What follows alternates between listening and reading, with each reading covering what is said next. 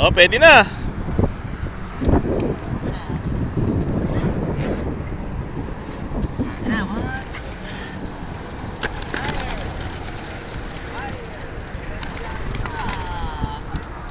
Dami.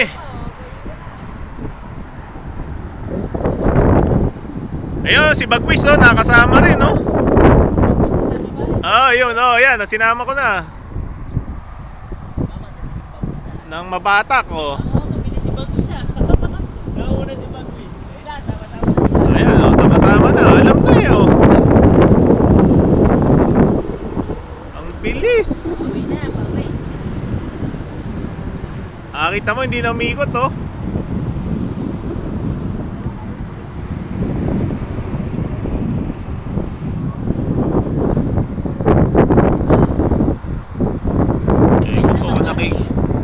Ewan ko kung nakikita nyo pa kasi ako hindi ko makikita.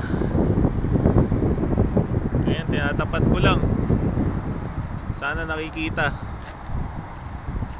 Pare. Ayun, malis na. Okay guys, good morning sa inyong lahat. So, nakasama ko yung anak ko, yung aking love girl. So, napakahilig nito sa kalapate. So, nandito kami ngayon from church. So, alam niyo na, Sunday, abangan. So, yung mga young guns natin, pinalipad natin sa Klamath Falls, Oregon. So, sabi nila, that's around 350 miles. So, plus 20 miles sa amin. So, baka 370 miles. Pero, we'll see. Mamaya kakalculate ko tomorrow yung exact distance niya from here to yung release point. So ngayon, finally maganda panahon. Medyo mainit na actually, pero medyo malamig pa rin yung hangin. And then kung mapapansin nyo nga, itong mga ibon natin, ayan, no? Medyo gininaw sila kagabi. Hindi natin sila kinoveran kasi gusto ko masanay din sila sa weather na malamig tsaka sa mainit at the same time. So yan, so mag-aabang kami. Naka-ready na ako. So naka-open na rin yung ating trap door. And then naka-ready na iinumin nila pabalik. So eto, ano nga ba pinainom natin? Paano natin sila nire-recover? So, sa akin, ang nagwo-work sa akin, hindi ko alam kung magwo-work sa inyo, pero sa akin is, pagdating nila, umiinom sila ng Boss Jaguar Probiotics. So, syempre, tayo gumawa niyan. Loaded yan ng vitamins and minerals, electrolytes. So, parang siyang all-in-one na, pero all natural. And then, naglagay tayo ng konting apple cider dyan. For one simple reason, just in case na minakuha sila something sa truck, pag uwi nila dito, mamamatay na yung kung ano may nainom nila doon. So, yan. So, and then may binibigay tayong for digestion right away. That's it. So, tapos, pagkayari niyan, hintay lang natin sila mamahinga for an hour or 30 minutes, depende sa observation natin. And then, tsaka natin sila papakainin. Okay, so, yun yung ginagawa natin. And then, the second day, extended yung apple cider nila. So, kung kinakailangan. If not, tapong ko na yan. And then, regular probiotics. Tsaka kung mapapansin nyo, hindi ako gumagamit ng ganun. Pagka, race time na. Para, bago lagi yung tubig nila every single day. So, walang tumatagal na tubig na nakastock lang dyan. So, hindi. Pinapalitan ko sila every single day. Maubos man nila o hindi yan, kailangan kong palitan. So, update tayo dito sa... Ayan, mga nagpisaan na. Nakita ko na, may shell na doon, may shell na doon. So, last na to. And actually, hindi na natin kikip to. Ibibigay na lang natin sa mga kaibigan nating malalakas na nilalang. Okay, so... Magkikip lang tayo ng isa... tatlo siguro. And the rest, i-out na natin. And then, syempre, dito sa na to, may humabol din. So,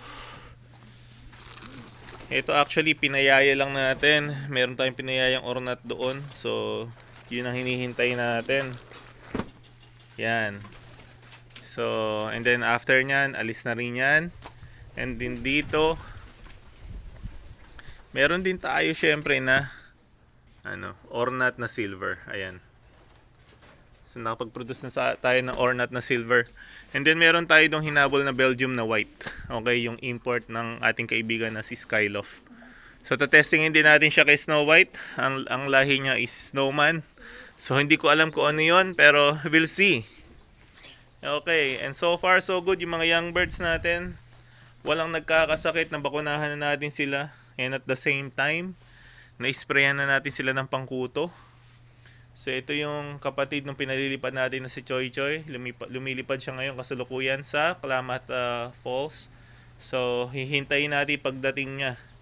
Ang lahi nito is Jansen Krailman na Ad Charlicans. And then direktang apo siya ni Big Ben. Yung lahi ni Big Ben is actually lumalaro sa Hoosier, nagpe-place. So nag-play siya 10th, kung di ako nagkakamali, 10th or 9th last year. So and then si Bagwis ginamit natin, yung 3 months old na pinalipad natin ng 160 miles. Until now nandito pa din. Hindi natin siya napalipad ngayon kasi ginamit natin siya for breeding. So ihahabol sana natin pero wag na, baka ma-disaster lang. So ang pinalipad natin is yung pinakabata niyang kapatid. So titingnan natin kung kakayanin ni Choi Choi yung challenge sa kanya. And then ito ang paliliparin natin next time. So mapapansin nyo, light na siya, may white kasi nga lahi ito ni Snow White. Snow White is actually import na ludo at saka sablon. Okay, tapos yung uncle niya is nanalo sa Texas Dash OLR 9th place. So tumatapos talaga sila. Ang masterpiece nila is around 300 miles. So ino-observe lang natin kung sino yung papalo ng 300 miles kasi doon tayo magko-concentrate. Ang purpose natin is OLR. So salamat sa kaibigan natin at least kahit paano na-testing natin mga ibon. And hopefully next year umatikabong action na mangyayari dito sa loft natin. So yun ang goal natin by next year. And sana lang makakuha ulit tayo ng clock natin. Okay, kasi yung clock natin napunta sa mabuting kamay. So kala natin makakuha tayo ng 2 clock. Kung nakuha ko sana yun, bibigay ko doon sa pinsan ko isa. Kaya lang na-disaster. So anyways, so paano pa? Mag-aabang na tayo. Let's go! Okay guys, so i-update ko kayo. Pasensya na kayo. At late yung updates natin kasi may ginawa tayo, malis pa tayo, and then ngayon nag-grill naman tayo. So eto, so far meron na tayong 4 na ibon. So sa 3 binread natin doon, ang pinalipad natin is actually 9. Sa 9 na yon, ang nabreed ko ron is 3. So ang umuwi na sa akin is 2 sa nabreed ko. Yung pinakabata umuwi din, yung lahi ni Big Balls, si Choi Choi. And then syempre yung pinakapogi nating ibon, si Surebet, umuwi din siya. Tapos yung si Ace Princess, anak kasi siya ng Ace Bird. And then yung nahuli ng hawk na nakawala, ang pangalan niya is Survivor. So surprisingly talaga nandito siya. So hindi ko pa sila pinapakain, binigyan ko lang sila ng for digestion. And at the same time, so yung binigay natin na probiotics at saka apple cider, yun ang pinansalubong natin sa kanila. Pero konti lang yung apple cider kasi syempre sira pa ang digestion ng mga yan. Pero kailangan nilang uminom noon kahit konti lang, just in case may nakuha sila, at least may pamatay tayo dun sa mikrobyo na nainom nila. So ngayon naghihintay pa rin tayo. So 5 pa yung hinihintay natin. And kumpiyansa naman tayo nakakayanin nila kahit na medyo mainit na. Huwag lang sana silang na-disgrasya. Okay, update ko kayo mamaya. Okay guys, so binigyan natin sila ng konting patuka. Ayan o.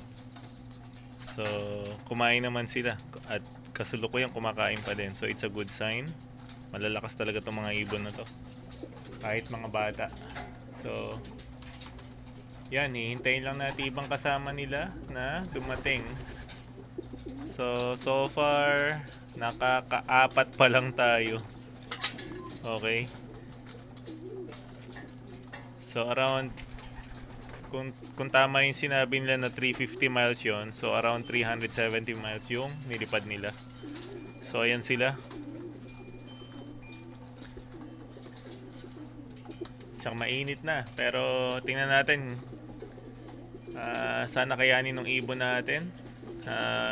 Tinraining naman natin sila, niready natin sila. So wala tayong magagawa kundi hintayin na lang sila. Okay, so ito yung pagkain nila, first meal of the day. Nilagyan natin ng konting pellet para mabilis nilang matunaw. And then mamaya papakainin natin sila ulit. Okay? Yun no. Okay guys, update natin. Kulang na lang tayo ng tatlo.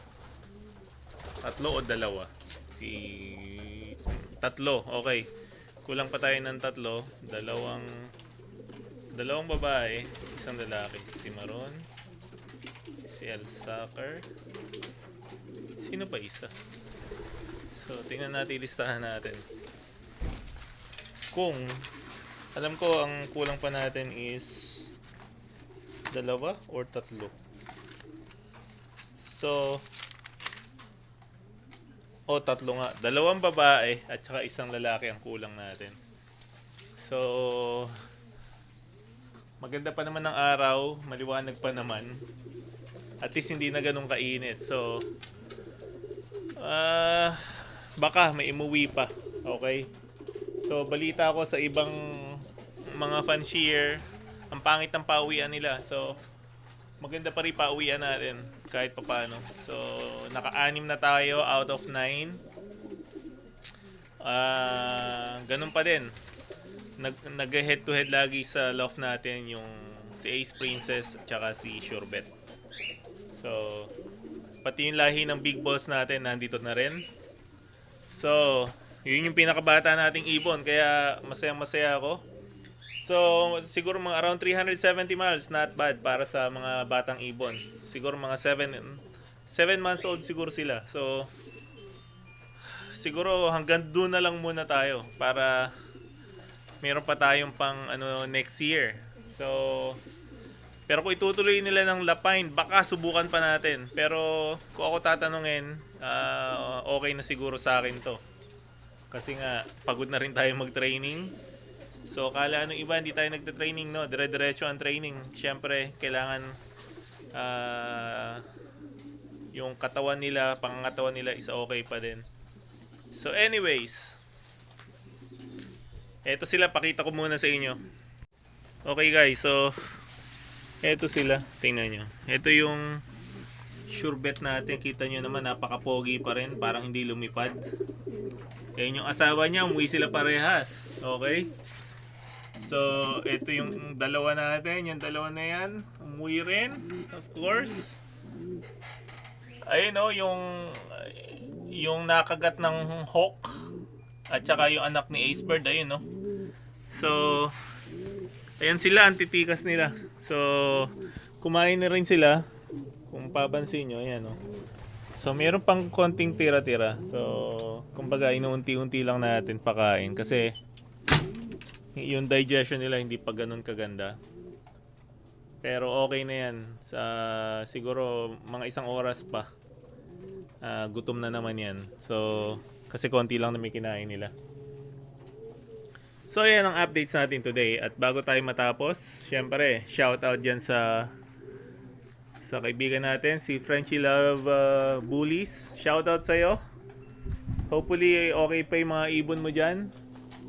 So, kung tinamaan ka ng salmonella, I suggest gumamit ka ng Spectromax. Okay? So yun, napakabisa against sa salmonella. And then make sure meron kang probiotics lagi. So yun, isini-inject lang, 0.2 lang for 5 days. Pero guaranteed mabubuhay ibon mo. So, kaysa mag-oral ka, kasi pag sumusuka na, I doubt it na makakana ng o gagaling pa yung ibon ng ganun. Okay, so ito pala yung mga cutie patuti natin na ibon, no? Ang dami na natin puti. So, excited tayo dyan kung ano magiging lipad ng mga yan. Pero syempre, yung mga puti na pure white, hindi natin sila ilaano. Dito lang yan. Paparentahan natin yan, no? Pag gusto nyo mag-rent ng white in the future, alam nyo na. Okay? So, dito lang yan sa loft natin. So, ayan, naghahantay pa rin tayo. Ayan, ang panahon maganda. At least hindi sila... Ayan, mahirap daw talaga tong race na to. So, I'm so proud dito sa mga young guns natin. Kinaya nila. Okay? So, meron pa tayong natitira doon na 3 out there. So, yung isa doon, umitlog. So, medyo baka stress siya. And then yung dalawa, tingnan natin. Pero, for sure, uuwi to. Okay? So, ganun tayo kakumpiyansa sa kanila. Okay, so paano pa? Alam nyo na. Shoutout sa inyong lahat. Comment lang kayo kung sa tingin nyo, kailangan pa natin dumiretso or stop na. Okay? So, it's almost 400 miles. Mga young bird lang to. So, marami nagsasabi, tama na. Meron pang old birds next season. So, kayo na humusga. Comment down below. Pero ang ibon natin malalakas, masisigla. Kaya lang tayo pagod na mag-training. Okay. Shoutout sa inyong lahat. At alam nyo na, next time naman.